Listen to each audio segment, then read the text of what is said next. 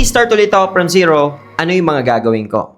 First is magle-learn pa rin ako ng web development na fundamentals, no? Mag-aaral ako ng HTML, CSS, and JavaScript. Kasi for me, in demand pa rin siya in the future. Kasi nga, karamihan ng mga tao may mga smartphone, desktop, laptop, lahat yan uma-access pa rin ng browser. So, in demand pa rin siya in the future. Pero, ang gagawin ko is with a twist. I'm gonna use AI to accelerate yung pag-aaral ko sa mga bagay na yan.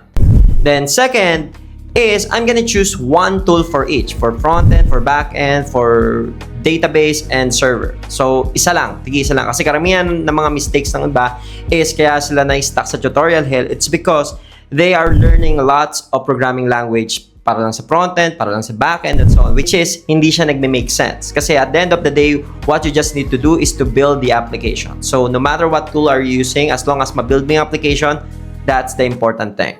So next, third, is magla-learn ako ng DevOps, no? Yung DevOps naman, yung tipong simple lang din. So, kailangan ko lang matuto kung paano gumawa ng CI/CD pipeline.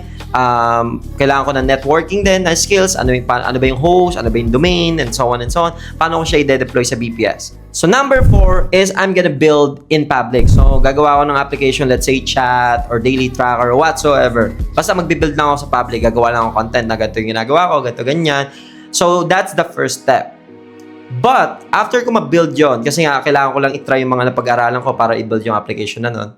So, yung number 5 is maghahanap ako ngayon ng mga small businesses and gagawan ko sila ng application for free. Kasi nga, since sobrang hirap na talagang makakuha ng mga opportunities and so on, no?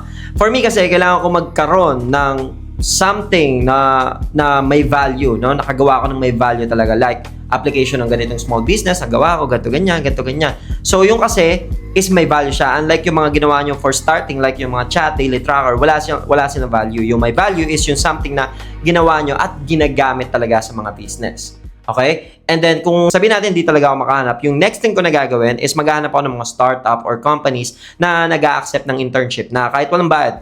Sa akin kasi, the most important thing for me is the experience and the foundation na mabibuild ko pagka nag-work ako dun sa real work talaga. Okay? That's the important part for me. And lastly, but not the least, is I'm gonna start looking for good paying job. Kasi nga, kaya ako ginawa yung mga free kanina, no? Kasi para ma-build ko lang yung foundation ko and maka-demand ako.